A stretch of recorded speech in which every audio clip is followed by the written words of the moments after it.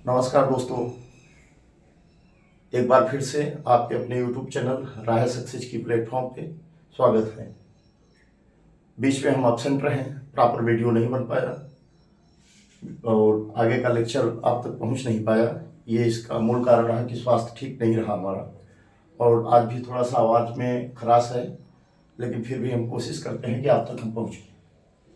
इसके पहले के लेक्चर में दोस्तों हम भाग 2 नागरिकता के जो भी 5 से 11 तक विभिन्न प्रावधान हैं अनुच्छेद 5 से 11 में, उसको डिस्कस कर चुके हैं।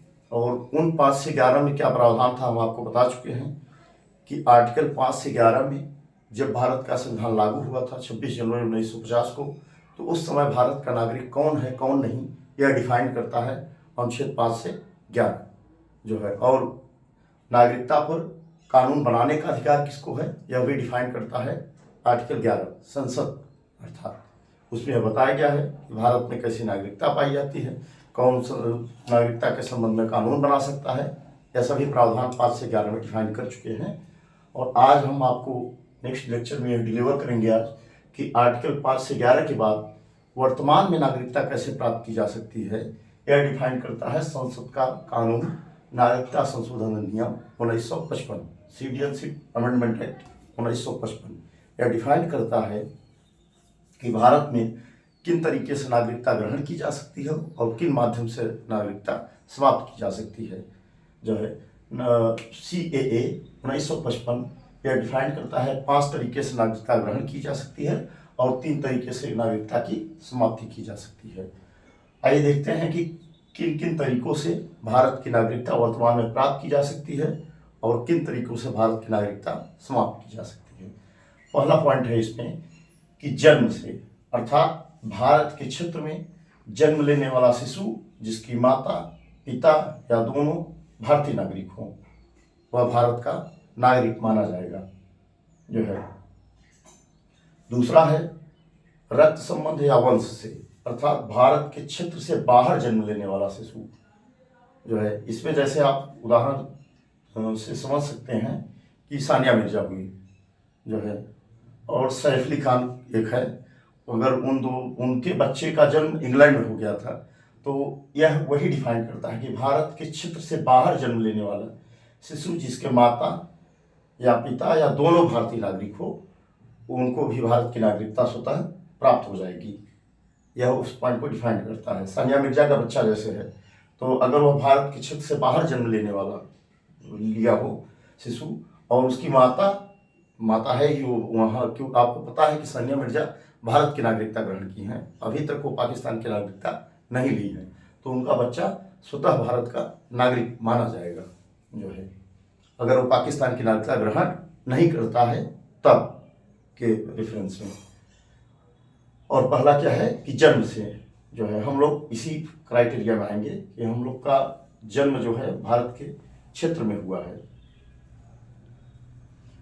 तीसरा पॉइंट है आवेदन के द्वारा, by birth, by blood, by registration. पहला पॉइंट है बाई बर्थ, दूसरा है बाई ब्लड, तीसरा है बाई रजिस्ट्रेशन। आवेदन के द्वारा नागरिकता प्राप्त करने के लिए किन किन लोगों का प्रावधान यह करता है? राष्ट्रमंडल देश का नागरिक या भारतीय नागरिक से विवाह करने वाला व्यक्ति या PIO भारतीय मूल का व्यक्ति। इसमें नागरिकता बाई रजिस्ट्रेशन के द्वारा ग्रहण करते समय उसको एटलीस्ट 7 साल रहना पड़ेगा भारत में जो है, तब उसको यहाँ नागरिकता मिल पाएगी आवेदन के द्वारा। राष्ट्रमंडल देश का नागरिक, दोस्तों राष्ट्रमंडल देश किसे कहते हैं यह शब्द हम अभी आपको डिफाइन करते रहे हैं कि राष्ट्रमंडल उन देशों को कहा जाता है जो आज से बहुत सालों पहले औपनिवेशिक दासता का शिकार हुए थे, जो ब्रिटिश गुलामी का शिकार हुए थे। जिन देशों में ब्रिटेन या ब्रिटिश अंग्रेज जो है अपनी कॉलोनियाँ स्थापित करके वहाँ उपनिवेशवाद स्थापित किए थे, वह देश जब बाद में स्वतंत्र हुए तो उन्हीं को राष्ट्रमंडल देश कहा जाता है जो है। तो राष्ट्रमंडल देश का नागरिक भारतीय नागरिक से विवाह करने वाला व्यक्ति या भारतीय मूल का व्यक्ति। भारतीय मूल का व्यक्ति पर्सन ऑफ इंडियन ओरिजिन उसे कहते हैं जिसके दादा दादी या कोई भी माता पिता यहाँ के नागरिक रहे हों, लेकिन वह वर्तमान में विदेशी नागरिकता ग्रहण करके विदेश में रह रहा हो, उसे भारतीय मूल का व्यक्ति कहते हैं। Person of Indian origin. अगर इन दोनों को जो है नागरिकता प्राप्त करना होगा तो उन्हें 7 वर्ष रहना पड़ेगा जो है भारत में, और इसको 5 वर्ष रहना होगा। पीआईओ को यह दिखाना पड़ेगा कि हम भारत में रह सकते हैं, यहाँ के क्लाइमेट, यहाँ के संविधान, यहाँ के तौर तरीके, यहाँ के जीवन जीने के तरीका, यहाँ के कल्चर को एक्सेप्ट अगर वो कर लेगा तब उसे भारत की नागरिकता बाई रजिस्ट्रेशन के द्वारा प्राप्त होगी, उसके पहले नहीं। यह जो रहने के लिए अनिवार्य बनाया गया है, यहाँ भारत की भौगोलिक स्थिति में वह अपने आप को मतलब कि संतुलित कर पा रहा है, रह पा रहा है कि नहीं, यह डिफाइन करता है यह समय काल जो टाइम पीरियड है। ये चौथा पॉइंट हम देखते हैं कि बाई नेचुरलाइजेशन, देशीकरण, प्रकृतिकरण जिसे कहते हैं, देशीकरण के द्वारा, अर्थात इस भारत के में देशीकरण मतलब मिल घुल जाना जो है, भारत का हो जाना, तो देशीकरण के द्वारा भी नागरिकता प्राप्त की जा सकती है। उसके लिए क्या प्रावधान है कि 10 वर्ष भारत में निवास करने के बाद आवेदन द्वारा भारतीय नागरिकता ग्रहण की जा सकती है। 10 वर्ष, कहीं कहीं आपको ये 12 वर्ष मिलेगा, लेकिन जो एनसीईआरटी है और बेयर का है वो मूल जो तथ्य है वो यही बताया है।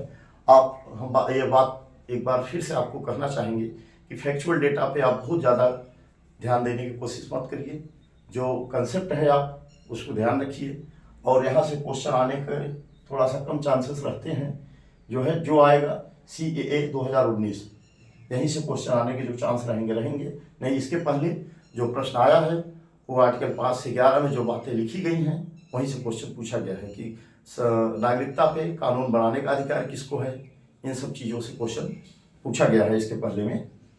तो देशीकरण के द्वारा नागरिकता 10 वर्ष भारत में निवास करने के बाद बाय रजिस्ट्रेशन के द्वारा नागरिकता ग्रहण की जा सकती है। कौन से व्यक्ति जो है प्राप्त कर सकते हैं जो है देशीकरण के द्वारा? जो 8वीं अनुसूची की भाषा का ज्ञाता हो, मतलब 8वीं अनुसूची में जो 22 भाषाएं हैं उनमें से कोई एक भाषा का हो, अच्छा खासा नॉलेज रखता हो, अच्छा खासा ज्ञाता हो, या कोई वैज्ञानिक हो, या कोई लेखक हो, तो इनको भारत सरकार की इच्छा के अनुसार पे, संसद की इच्छा के अनुसार पे बाय रजिस्ट्रेशन के द्वारा नागरिकता प्राप्त की जा सकती है, दिया जा सकता है इनको नागरिकता।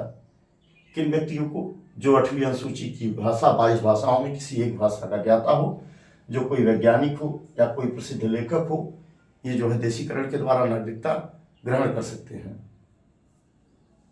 आइए हम 5वां पॉइंट इसका देखते हैं कि 5वें बिंदु में क्या है।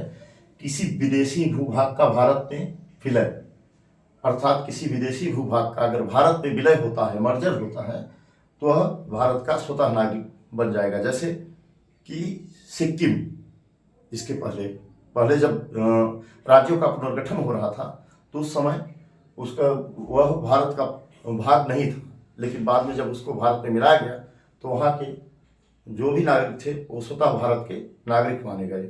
जैसे बांग्लादेश का कुछ पार्ट 2015 में समझौता किया गया था भारत बांग्लादेश का, तो कुछ भाग बांग्लादेश को दिया गया भारत का, और कुछ भाग बांग्लादेश का भारत में मिलाया गया। तो उसमें भी मर्जर के द्वारा जो भी नागरिक जो है आए वो स्वतः भारत के नागरिक माने जाएंगे, जो है मर्जर के द्वारा वो भारत के नागरिक बन सकते हैं, उस क्षेत्र के निवासी भारत का नागरिक बन सकता है जो है। यह 5 प्रकार हैं, 5 टाइप से भारत की नागरिकता ग्रहण की जा सकती है। किनके माध्यम से? प्रश्न पूछता रहा है कॉम्पिटिटिव एग्जाम में कि किन अधिनियम के द्वारा भारत की नागरिकता ग्रहण की जा सकती है। तो नागरिकता संशोधन अधिनियम 1955, इसमें संशोधन बहुत किए गए हैं कई बार, 1986 में, 2003 में, 2015 में। वो बहुत इम्पोर्टेंट नहीं है क्या संशोधन किए गए थे। जो वर्तमान संशोधन किया गया जो है CAA 2019, इसका मूल उद्देश्य यही था कि 1955 नागरिकता संशोधन अधिनियम 1955 में संशोधन करके यह पॉइंट नोट किया गया, उसमें लिखा गया कि 31 दिसंबर 2014 से पूर्व पाकिस्तान, बांग्लादेश, अफगानिस्तान से पलायन करने वाले हिंदू, सिख, ईसाई, बौद्ध, जैन, पारसी, अर्थात जो कट ऑफ डेट है, इसमें हमें जो याद करने वाली बात ध्यान रखने के लिए योग्य है वो है 31 दिसंबर 2014, यह कट ऑफ डेट है जो है CAA 2019 की। एक पॉइंट ये हमें महत्वपूर्ण है कि इसकी कट ऑफ डेट क्या थी। दूसरा पॉइंट ये है कि किन किन देशों के शरणार्थियों को जो है भारत में नागरिकता ग्रहण करने का प्रावधान किया गया है। 3 देश थे, पाकिस्तान, बांग्लादेश, अफगानिस्तान। ये तीनों देश। और क्यों दिया गया, इसके पीछे यह रीजन था कि यह जो भी धर्म के लोग हैं इन तीनों देशों में अल्पसंख्यक रूप में पाए जाते हैं। वहाँ मुस्लिम जनसंख्या बहुसंख्यक पाई जाती है, इसलिए इन तीनों देशों को चुना गया और 6 धर्मों को चुना गया है। ये कौन कौन से थे, एक बार आप फिर से इसको देखिएगा। हिंदू, सिख, ईसाई, बौद्ध, जैन, पारसी। मुस्लिम इसमें नहीं है। यही विवाद का कारण था कि मुस्लिम इसमें नहीं है। वह क्यों नहीं है, इसके पीछे तार्किक रीजन है कि वहाँ ये सब बहुसंख्यक रूप में है। जो बहुसंख्यक है तो उनका वहाँ शोषण कौन कर सकता है, कोई नहीं। ये अल्पसंख्यक माइनॉरिटी है, वहाँ के अल्पसंख्यक है, इसलिए उनका वहाँ पे शोषण हुआ। ये शरणार्थी बन के भारत में आए। तो जो कट ऑफ डेट रखी गई है 31 दिसंबर 2014, यह डेट याद रखिए। जो है अभी इस पे सुप्रीम कोर्ट का डिसीजन भी आया था। निश्चित जो कॉम्पिटिटिव एग्जाम आगे आने वाले हैं वहाँ से मूल प्रश्न यही बन सकता है कि इसकी कट ऑफ डेट क्या है, कितने देशों के नागरिकों को शामिल किया गया है, किन धर्मों को शामिल किया गया था। 6 धर्म थे। इस पॉइंट को याद रखिए। जो पूरे जो है आर्टिकल को हमें संशोधन को पढ़ने की जरूरत नहीं है, उसका जो मूल क्रक्स है उसी को देखने की जरूरत है। और यही मेन जो है कि कट ऑफ डेट, कितने धर्म थे और कितने देश हैं, यह बात याद रखिए तीनों। आइए हम देखते हैं कि भारत की नागरिकता की समाप्ति कैसे की जाती है। जो है अगर हम देखेंगे यहाँ तो परित्याग के द्वारा, पहला पॉइंट कहता है कि परित्याग के द्वारा भी भारत की नागरिकता समाप्त की जा सकती है। परित्याग मतलब कि स्वेच्छा से भारत की नागरिकता समाप्त की जा सकती है, अर्थात हम कहीं और की नागरिकता ग्रहण कर ले और स्वेच्छा से कहते कि हम भारत के नागरिक नहीं बनना चाहते हैं तो भारत का नागरिक माना जाएगा। और दूसरा है समाप्ति, टर्मिनेशन। टर्मिनेशन मतलब कि भारत सरकार के द्वारा, संसद के द्वारा आपकी नागरिकता समाप्त कर दी जाएगी। किन कंडीशन पे, किस तथ्य पे जो है वह ये है कि अगर आप किसी दूसरे देश की नागरिकता ग्रहण कर लेते हैं तो आपकी नागरिकता समाप्त मानी जाएगी, क्योंकि भारत में एकल नागरिकता का प्रावधान है संविधान में। इसलिए जैसे ही आप किसी दूसरे देश की नागरिकता ग्रहण करेंगे तो आपकी नागरिकता समाप्त मानी जाएगी। वंचित करना, डिप्रीवेशन, अर्थात अगर आप भारत की नागरिकता अवैध तरीके से ग्रहण किए हो, गलत दस्तावेजों का प्रयोग किए हो, आप जो भी डॉक्यूमेंट सबमिट किए थे बाय रजिस्ट्रेशन के समय वह अवैध तरीके से नागरिकता ग्रहण किए हो तो आपकी नागरिकता समाप्त कर दी जाएगी संसद के द्वारा, भारत सरकार के द्वारा। या आप किसी शत्रु देश के देशद्रोह में शामिल हो, अपने देश की कोई गोपनीय बातें, कोई ऐसी बातें आसूचना से संबंधित जो उस देश के लिए आप जो है पहुंचाते हो, अपने देश की सूचनाएं गोपनीयता भंग करते हो तो आपकी नागरिकता समाप्त की जा सकती है अगर आप देशद्रोह में शामिल होते हैं तो जो है, या अवैध तरीके से भारत की नागरिकता ग्रहण किए हो आप तो। हम आपको CAA 2019 बता चुके हैं, एक बार हम क्विक रिवीजन फिर से हम आपको करा देते हैं। जो है वर्तमान में नागरिकता कैसे प्राप्त की जा सकती है, वह 1955 के द्वारा संसद के कानून नागरिकता संशोधन नियम 1955 जो है, और ग्रहण करने के 5 तरीके हैं, by birth, by blood, by registration जो है, और देशीकरण, ये मर्जर, 5 तरीके हैं जो है, जिसमें जन्म से अगर भारत के क्षेत्र में जन्म लेने वाला शिशु जिसके माता पिता या दोनों भारतीय नागरिक हो तो वह भारत का नागरिक स्वतः माना जाएगा। रक्त संबंध से है, आवेदन के द्वारा है, राष्ट्रमंडल हम आपको बता चुके हैं, वह देश जो औपनिवेशिक दासता का शिकार हुए थे, औपनिवेशिक गुलामी का शिकार हुए थे, जो अंग्रेजों के अधीन थे, बाद में स्वतंत्र हुए, वह राष्ट्रमंडल देश के नागरिक कर रहा है। PIO हम आपको डिफाइन कर चुके हैं पिछले लेक्चर में भी और इस लेक्चर में भी जो है, देशीकरण के द्वारा और किसी भी भारतीय अन्य भूभाग का भारत में अगर विलय हुआ, मर्जर हुआ तो स्वतः उस देश के नागरिक या उस क्षेत्र का नागरिक स्वतः भारत का नागरिक माना जाएगा जो है। और भारत की नागरिकता की समाप्ति कैसे होगी, परित्याग के द्वारा, अर्थात हम स्वेच्छा से भारत की नागरिकता समाप्त कर दें जो है, किसी अन्य देश की नागरिकता ग्रहण करके तो स्वतः समाप्त हो जाएगी। दूसरा है बाई टर्मिनेशन, टर्मिनेट कर दिए जाएंगे, अर्थात अगर आप किसी दूसरे देश की नागरिकता ग्रहण करेंगे तो आपकी नागरिकता भारत सरकार द्वारा टर्मिनेट कर दी जाएगी, वंचित करना, डेप्रीवेशन। अर्थात अगर आप भारत की नागरिकता अवैध तरीके से प्राप्त किए हों, जिन दस्तावेजों का आप रजिस्ट्रेशन के समय प्रयोग किए हों, वह जो है अगर गलत है जो है तो आपकी नागरिकता समाप्त मानी जाएगी, या आप देशद्रोह में शामिल हो, अपने देश की गोपनीयता को भंग करते हुए शत्रु देश को कोई भी गोपनीय सूचनाएं अगर आप पहुंचाते हैं जो है, ऐसा पाया जाता है तो आपकी नागरिकता समाप्त कर दी जाएगी। इस लेक्चर में जो प्रश्न आने के लिए है जो है, जहाँ से ज़्यादा संभावनाएं हैं प्रश्न आने की, वो जो है यहीं से है कि यहाँ से पूछ सकता है कि क्या प्रावधान था 2019 में। मूल क्रक्स यही है, बहुत बड़ा पढ़ने की जरूरत नहीं है, बस इतना हमें देख लेना है कि क्या अपडेट थी, किस किस देश को शामिल किया गया था, किन किन धर्मों के नागरिकों को शामिल किया गया था जो है।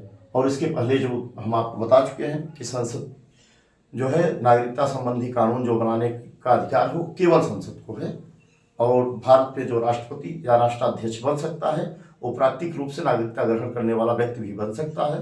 वहीं अमेरिका में बाय बर्थ जो जन्म क्षेत्र में लिया हो, जो है अमेरिका में जन्म लिया हो, वही व्यक्ति भारत का वहाँ अमेरिका का राष्ट्राध्यक्ष बन सकता है। ये दोनों डिफरेंस थे, वहाँ से क्वेश्चन मूलतः आया हुआ है। इसलिए आज आपका भाग 2 नागरिकता यहीं पे समाप्त होता है। इसका जो भी सिलेबस में डिफाइंड था हम आपको डिलीवर कर दिए। आगे के लेक्चर में अब हम फंडामेंटल राइट, जहाँ से मेन क्वेश्चन आता है, और जो मूल संविधान जहाँ से प्रारंभ होता है, यह तो एक सीरीज थी कि हमें ऐसा लगा कि हमें पढ़ाते हुए ब्रेक ना हो सीरीज आर्टिकल, इसलिए ये हम आपको पढ़ना जरूरी समझे। और कभी कभार इसमें क्वेश्चन आता रहता है, लेकिन जो जहाँ से सिलेबस स्टार्ट होता है वो प्रस्तावना, और प्रस्तावना के बाद डायरेक्ट फंडामेंटल राइट जो यह डिफाइन करेगा आपके भौतिक जीवन में, व्यक्तिगत जीवन में आप बहुत कुछ सीख पाएंगे वहाँ से, और अपने अधिकारों को जानते हुए। बहुत इंटरेस्टिंग टॉपिक है, वहाँ से हम शुरू करेंगे अगले लेक्चर में जो है। तब तक के लिए जो है जय हिंद, जय भारत। अगर आपको हमारा कंटेंट ओरिएंटेड लगा हो, एग्जाम ओरिएंटेड हो, तो हमारे चैनल को सपोर्ट करते हुए लाइक, सब्सक्राइब, शेयर करें।